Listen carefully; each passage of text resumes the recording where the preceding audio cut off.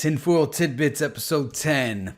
Conspiracy clearance. All tinfoil must go. This is all of the tinfoil that's been laying around, and I just got to get it out of my storage, get it out of my inventory, onto you, and out of here. So let's get to it.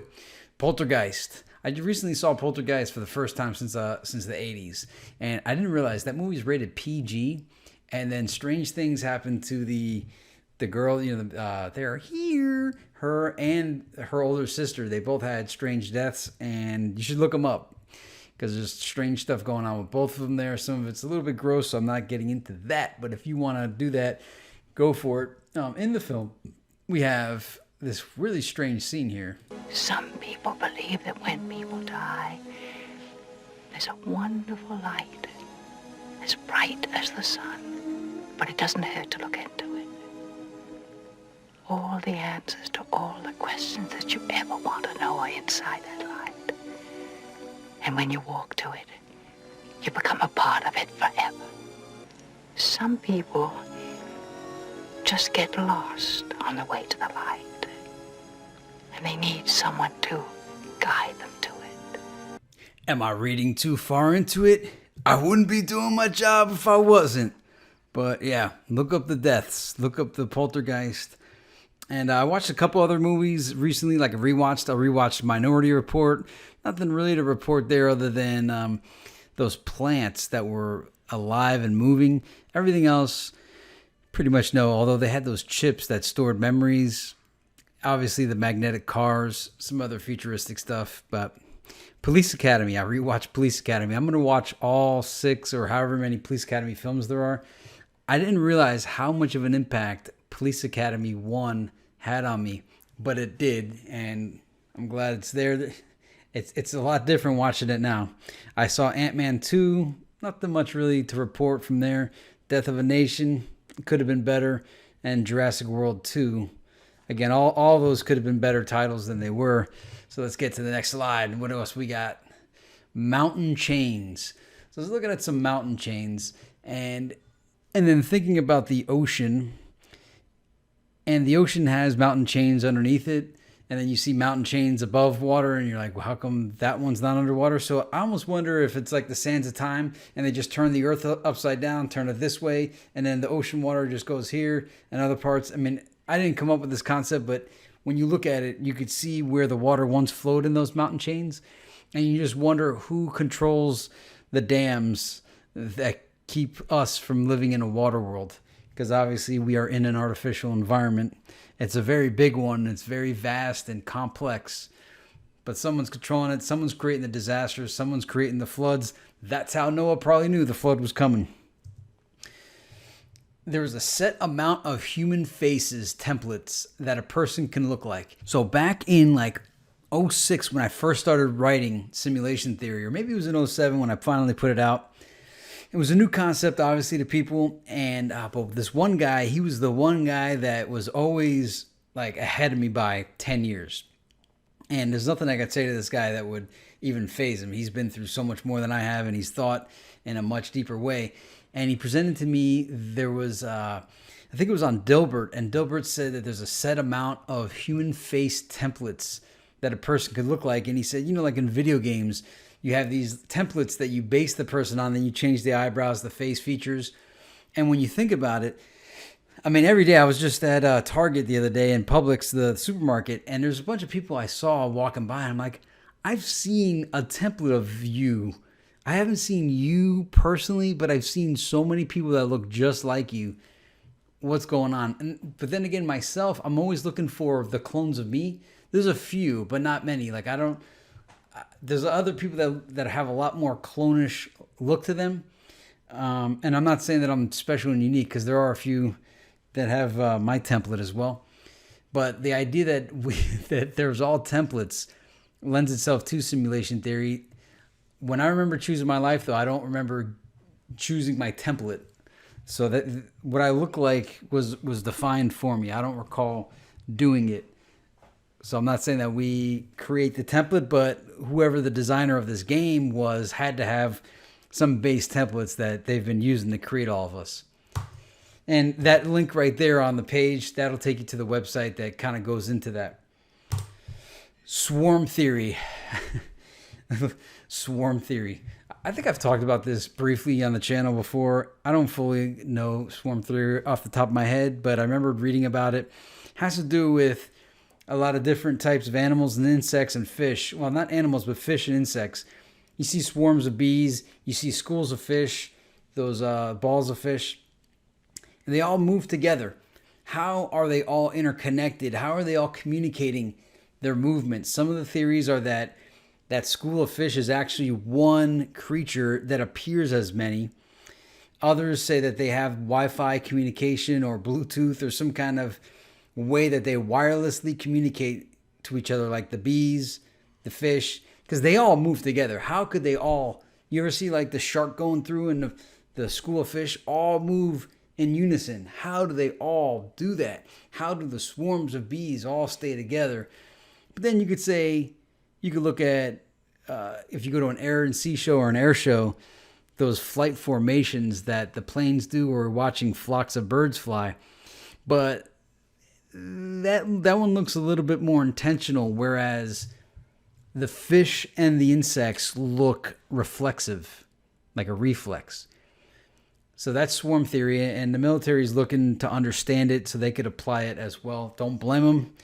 But swarm theory is one of those mysteries. Days since birth. So I'm going to keep track of my life from here on out by days instead of years, so that I will value every single day that much more. I feel like I've lived more than 14,408 days. So instead of saying, how old are you? Say, hey, how many days old are you? Well, I'm 14,408 days old. Tomorrow begins day 14,409. So start counting your days. Don't count your years. All right. So the average human lives 692,040 hours.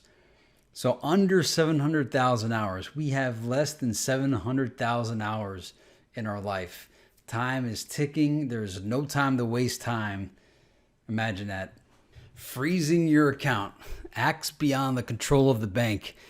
So I seen these. I think it was the bottom one I wanted. Neither you nor the bank shall be deemed to be in default of any of the obligations required to be performed under this agreement if the performance thereof is delayed, hindered, or becomes impossible because of any act of God or public enemy, hostilities, war, declared or undeclared, guerrilla activities, terrorist activities, act of sabotage, blockade, earthquake, flood, landslide, avalanche, tremor, ground movement, hurricane, storm, explosion, fire, labor disturbance, riot, insurrection, strike, accident, civil commotion, epidemic, act of government, or its agencies or officers, power interruption or transmission failure, or any cause beyond the control of you or the bank. This was in one of my credit cards. I was driving down I-4 and I saw Florida Polytechnic.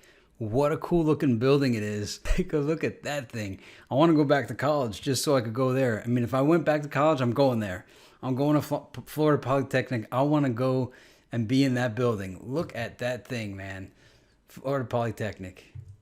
And at the school, they have all these 3D printers, and they train you how to be a 3D printer engineer. It's an engineering school. So yeah, look at that.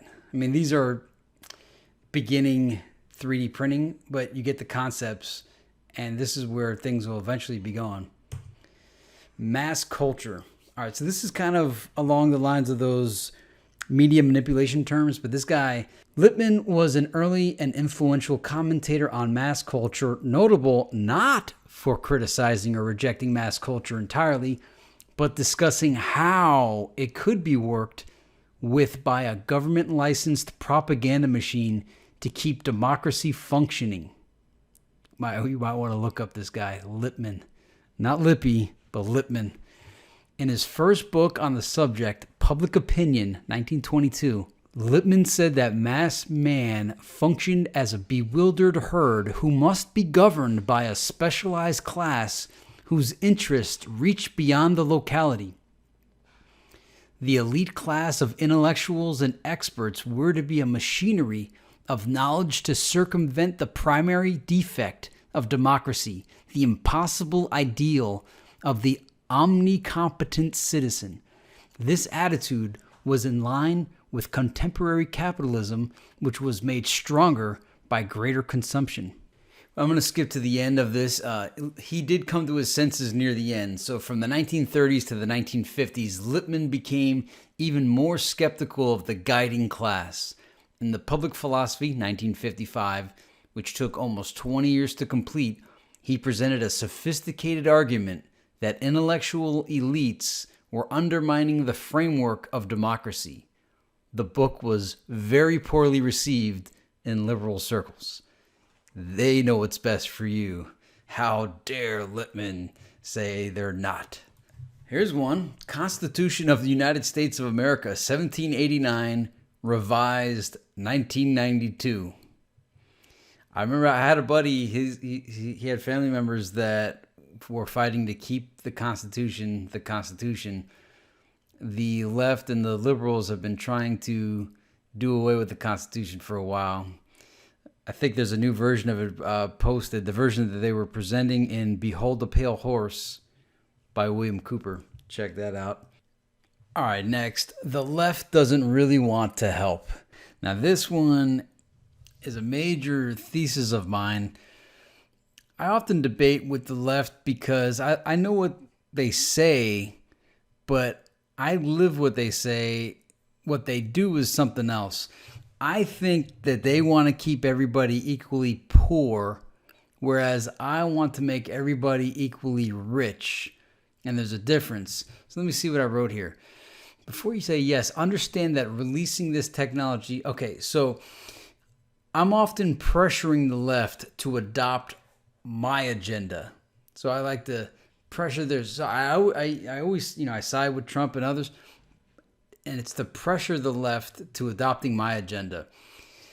They say they want to make things better for the poor, but I never hear them talk about releasing the technology that would make everyone equally rich and makes products and corporations and government obsolete. They're against the corporations, but it's like they want to extract wealth and take and extort and tax the corporations. I just want to make it all, corporations and government, obsolete by releasing the free energy tech, the biotech, the 3D printing tech. There won't be any rich people to point the finger at anymore, as everyone will have the ability to instantly have everything at all times. Think of MP3s.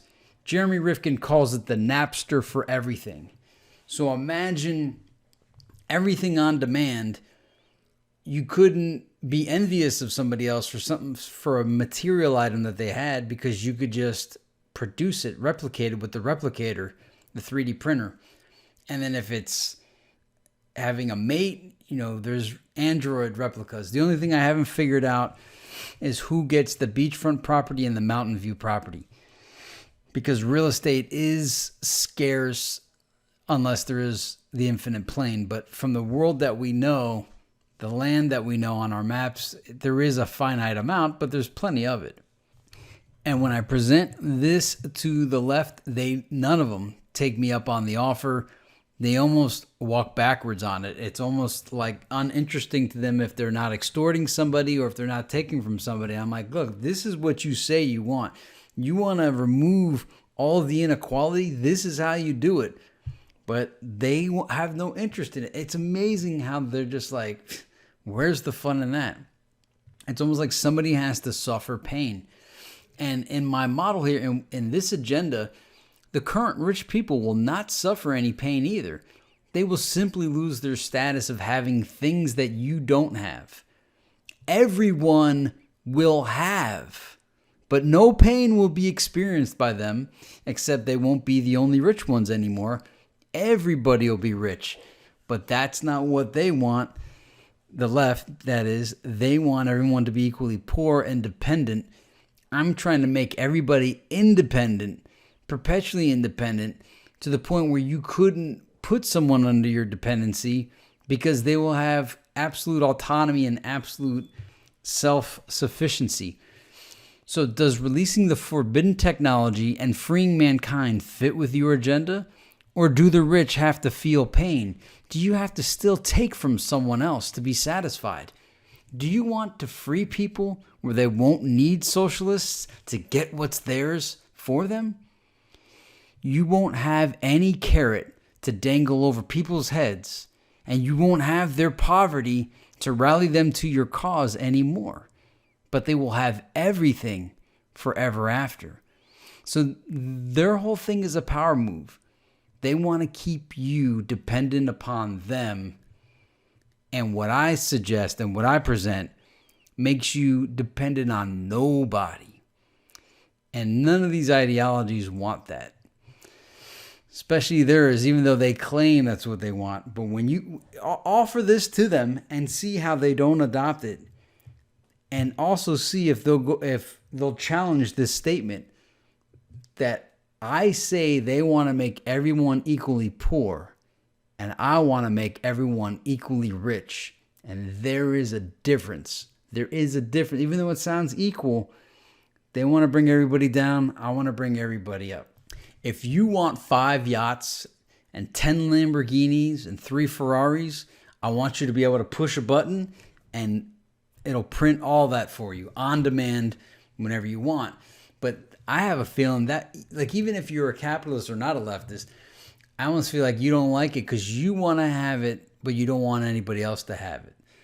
I want to create a Napster for everything on demand, absolute abundance, everything on demand perpetually.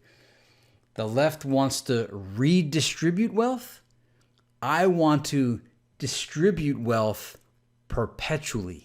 Additionally, as the advancements in biotechnology that already exist become available and known, this will end racism and any gender issues. The reason I say that is because if you're one race and you think another race has it better, you can just change your race. Not by saying that you identify as something, but literally changing your body. And the same thing with gender. If you think males got it better or females got it better, you could change to that. And then if you think that there's like, you want to be a plant, you want to be a lizard, there's probably ways to do that too. Just releasing the biotechnology. My thing in life is to remove, my agenda, my evil agenda is I want to make things so perfect that the only thing you could complain about is how perfect it is, that it pisses you off. It's so perfect. I'm mad. I'm an IT guy. I'm a problem solver, and I see so many problems in the world. I'm like, these are all solvable. The only reason why they're not solved is due to politics. Buckminster Fuller figured it out too. The reason why there's starvation and poverty, it's not because we don't have the means. It's because somebody out there wants that to be that way. I don't. I want everybody to have this to be playground Earth, theme park Earth, voluntary existence. I want everybody to get their money's worth out of their life. But there's a group of people that don't want that to happen, and they just want to keep everything. Now, as far as changing your race and changing your gender, I'm just making that because those are big excuses or big divisive techniques that are used to divide and to whine and bitch, blah, blah, blah, blah, blah. It's very divisive, and there's a lot of finger pointing, and I just want to remove that from the equation by saying, you think this group has it better? Become that group. But when you can print anything on demand, what will you care if one race doesn't like you or one gender doesn't like you? Who cares? You could have all Android friends if you want, or you could have real human being friends. But nothing will be limiting your existence, because anything that you want, you can have. Any excuse that you may have, I have solutions for. So that's what I want to do, is I want to eliminate anybody's excuses that they may have with solutions to make everything so great that all you could do is complain about how great things are. The attention economy is an evil phrase with evil intentions. You'll see the attention economy, and it's said so nice and friendly. But I think the new thing is to occupy your time as jobs become obsolete. If you read 1984 by George Orwell, you'll see that you cannot give people free time, because if they have free time and a surplus, they'll then figure out what's going on. So you have to, instead of the machines, they called technology machines because the word technology didn't exist yet. And they said that the machines will create an inflation on productivity. So right now, as you say, as we get all this technology, how come we don't have more free time? And I think once people realize that jobs are pretty silly with AI and robotics and automation, you'll then have to do stuff like in that 16 Million Merits episode of Black Mirror, or you'll have to go into virtual reality or occupy your time somehow, because you are not allowed to have your own free time. Let's just take a look at Wikipedia's definition of the attention economy. Attention economics is an approach to the management of information that treats human attention as a scarce commodity and applies economic theory to solve various information management problems. Put simply by Matthew Crawford, attention is a resource. A person has only so much of it. So they're just saying that everyone's competing for your attention, but you know what it really means. Truth Stream Media video triggered my mind. There was a video, a talking cricket, a self-writing quill, and the coming hive mind.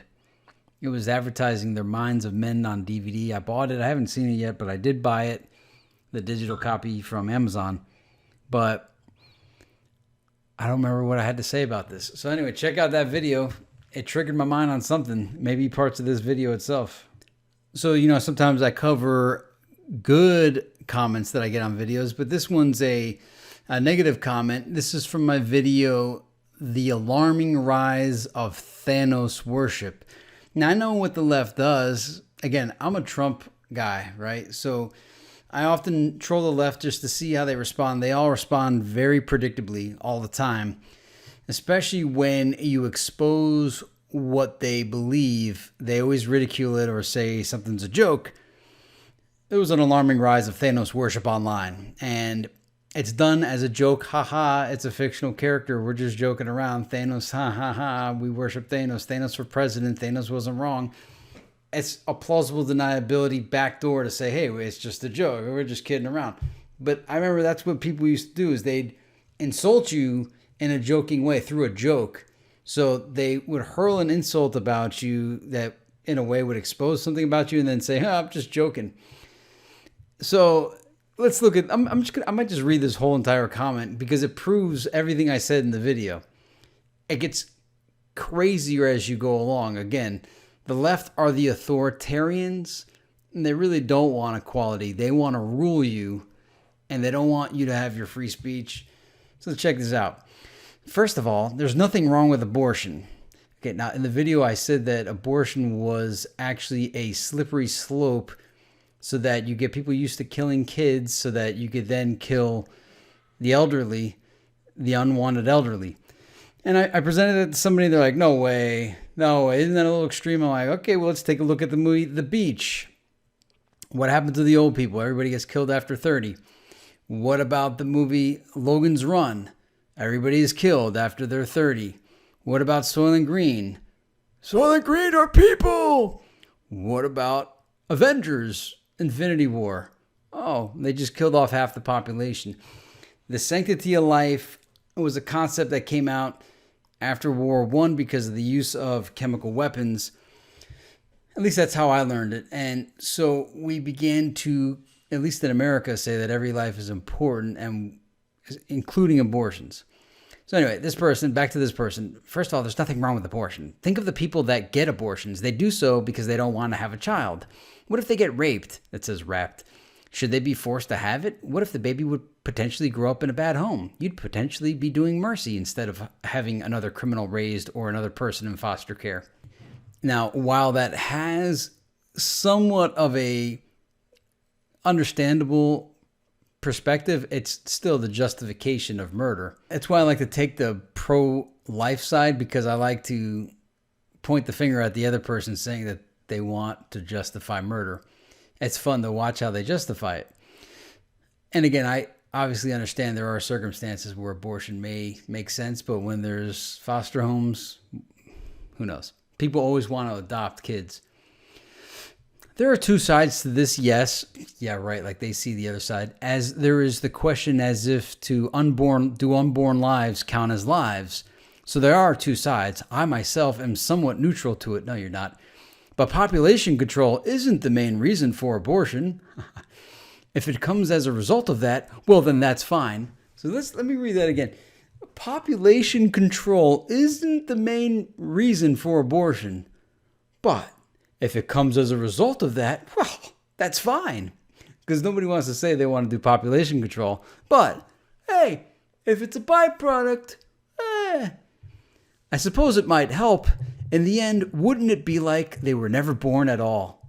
Dude, in the end, wouldn't it be like they were never born at all? Man. Also, those are just jokes. Again, see, the joke, ridicule.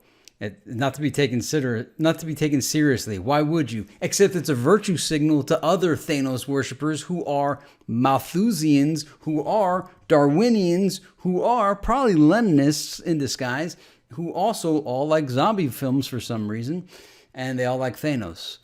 So they're all Keynesians. But it would like they were never born at all. Sick. Now here's where it even gets crazier. This shows you the authoritarianism of the left. Certain ideologies and beliefs are dangerous and deserve to die. They don't want the marketplace of ideas. They deserve to die. They do too much harm. Conspiracy theorists and people with questionable beliefs should be dealt with, and we would be better off without their ideas. I'm a conspiracy theorist. They're saying the world would be better off without me? Crazy. Here's even more. I'm not saying murder is the best option. I'm just saying that the ideologies, beliefs themselves should die. Kill the ideas, not necessarily the people. It's not what you said 2 sentences above here. You said that I should be dealt with because I have questionable beliefs. And we would be better off without their ideas. So what do you want to do? Just lobotomize me? Kill the ideas, not necessarily the people.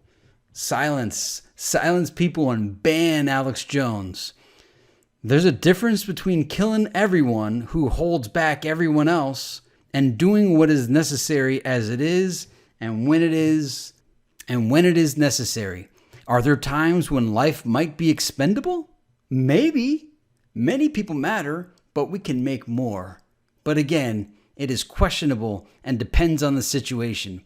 But it shouldn't be the first or only option. It should almost always be as last resort. So now there are people that are expendable. Again, remember I said at the beginning, there's the sanctity of life. People are not expendable.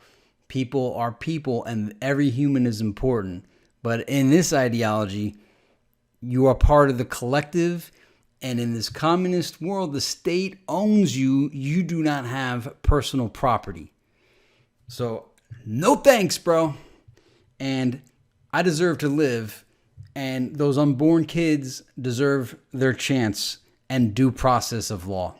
This goes to the takeoff from the moon back to the earth. Could you start a fire on the moon? There is obviously no atmospheric oxygen on the moon because it has no atmosphere. Taking all these factors into account, I think it's fairly safe to say you could not set fire to the moon because it's not made of readily combustible material and there is no source of oxygen to sustain the combustion. So how did the moon lander, launch back to return to Earth? Now, you could say that there's a oxidation tank on board. There's a lot of excuses, but it's one of those questions, especially who filmed the takeoff? Who is filming this? Who is filming this? Watch it tilt up. It tilts up. It tilts up. The camera goes up with R.I.P. cameraman.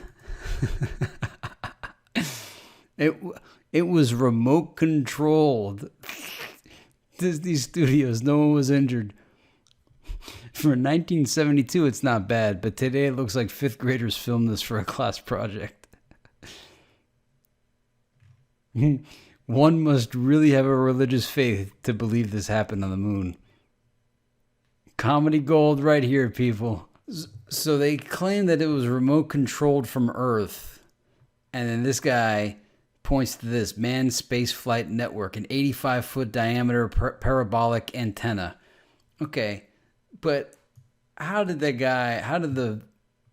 Mission Control film that so perfectly with a 3-second delay? This is what's called apologetics. I call this scientific apologetics as opposed to religious apologetics. So in religion, they train people, because people in the flock, they eventually go astray and they start to think that maybe the religion's fake, and you're trained on how to bring people back in to the religion. That's called apologetics. And that's now applied to science. There's science apologetics, and they create all these plausible sounding ways that it was possible. Hey, maybe it really happened, but dude, this thing right here. Ignition. Right away, Houston. Right away, Houston. Ignition. 2, 1. Ignition. What is all this stuff that, anyway. Ignition. Right away, Colorful. Houston. Vector grid. Someone's there that X-Side. tilts up. That's a picture of the analemma. That's the pattern the sun takes across the sky. If you take one picture per day at the same time each day, that's the pattern that it takes. That looks like the infinity symbol. That's probably what ancient observers saw, where they came up with the symbol. I'm really late on this one, but Lanny Davis. Lanny Davis lied. CNN caught in yet another scandal. So for 2 years, they talked about the Russia collusion, and then Lanny Davis said, yeah, I might have made that up. And then it was buried by the John McCain funeral, which they made sure to prolong 3 to 4 days to make sure you forgot all about Lanny Davis. And then they're just going to brush away that the Russia collusion narrative that they pushed for 2 years never happened. Fake news, they're fake news. How can CNN possibly justify refusing to address these questions and refrain from informing the public about these critical matters on a story that they hyped for days as a blockbuster? One of the most significant stories yet in the Trump-Russia saga.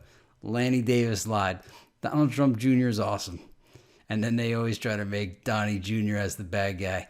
Lanny Davis, I'm rubbing it in. Nanny, Lanny Davis. 2 years. And I was telling people for 2 years that the whole story was fake, make-believe, but the tasty bait was so tasty and they were so filled with rage and hatred they couldn't see through it. They can't imagine Trump's a 5-dimensional chess genius. But hey, that's what hatred does. It blinds you, clouds you. But here's the reality. Lanny Davis lied. Nanny, Lanny Davis. How did we calculate the distance to the sun? Well, you type this in. When astronomers measure the parallax of an object and know the separation between the two positions from which it is observed, they can calculate the distance to the object. To calculate the distance to a star, astronomers observe it from different places along Earth's orbit around the sun. I'll have a video about this later on, but they never actually physically measured the distance to the sun. It was all based on land-based observations to fit their little globe model, but they never actually physically measured it. It's based on their model, based on shooting little beams to other planets to then get a distance supposedly based on the time it took for the signal to get back. But then they apply that to their model with some trigonometry involved to say the distance. I thought they had traveled and actually physically measured it, actually do the experiment. That's part of science. But instead, they're happy with their theoretical physics model to explain everything. You might want to look into that. Work faster, child, labor force. Kaepernick sacrifice everything. Also, something I noticed with politics, especially when it comes to the left, people's stomachs come before their politics. And by that, I mean Chick-fil-A, Jack in the Box, Subway. Those were protests that never happened because they don't want to give up their fast food. The historical context of racist behavior is always lost and omitted until it comes to Charles Darwin and Margaret Sanger. They always get a pass. In their mind, only Hitler had people killed, Joseph Stalin and Mao Zedong and Pol Pot never existed. Steve Bannon. I wouldn't be surprised if by the end of President Trump's first term, you see multiple people from Barack Obama's administration, if not he himself, in federal prison. The level of corruption being uncovered right now will rock the nation. Now here's a Q post. I'm not going to read it all. I'm just going to advertise Q again. The news happens on Q months before it happens on the television. Did I mention this in another video that the Pentagon was constructed on September 11th, 1941 on 9/11? Is that 60 years to the date? That's kind of strange, isn't it? September 11th. That they even list that. Like it's not September 10th, not September 12th, but September 11th. Loopholes. Losing money turns out to be profitable. Who knew losing money could be profitable? Creepy porn lawyer toying with 2020 run. This actually aired on Tucker Carlson's show. This title right here, creepy lawyer. Creepy porn lawyer. Here's an alert from Q. My fellow Americans, the media is lying. Your trusted and respected leaders are being arrested for treason. Measures have been put in place to safeguard the public. Please be calm while America is being restored. The storm is upon us. Did you guys ever see this Las Vegas card here? This is from the Illuminati New World Order deck. So you have the Jack and the Ace. And Las Vegas points to the Las Vegas shooting. And we have Jason Aldean's arm. So I think Jason Aldean was the performer at the Vegas shooting. And look at this. Like, how is this possible? I mean, obviously his name, Jason Aldean, J.A., but it's the same Jack and the Ace on this old INWO card, J and A, and it's the same spades as well. I didn't come up with this one. I saw someone else pointed this out, and this is like a year later, but that's a really crazy coincidence. Another one from the Illuminati card game. If you've never heard about that card game and you want to know more, let me know in the comments. I have all the cards. These are some supposed Trump cards. All right, and that wraps up Tinfoil Tidbits, episode 10. Let me know what your favorite tinfoil tidbit was. If there's any topics that I covered on these tidbits that you'd like expanded, also let me know about that. And I'll see you in the next one. Make sure you're subscribed and like this video if you liked it. And if not, let me know what you didn't like too. I'll see you.